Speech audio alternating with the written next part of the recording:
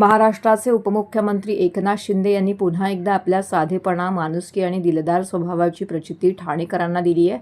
ठाणे पूर्वेकडील संत तुकाराम महाराज मैदानामध्ये आयोजित चैत्र नवरात्र उत्सवाच्या देवी स्वागत मिरवणुकीमध्ये त्यांनी दाखवलेली संवेदनशीलता हा संपूर्ण सोहळ्याचा केंद्रबिंदू ठरला.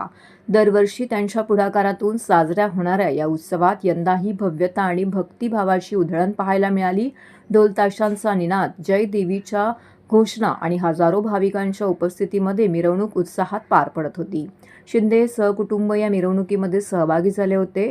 मात्र या भव्यतेतही शिंदे यांनी माणुसकीची एक साधी पण मनाला भिडणारी कृती करून सर्वांचेच लक्ष वेधले.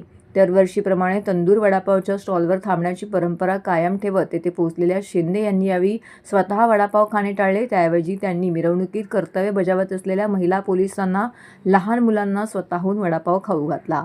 उपमुख्यमंत्री शिंदे यांचा हा साधेपणा आणि माणुसकीचा स्पर्श पुन्हा एकदा ठाणेकरांच्या मनात घर करून गेलाय.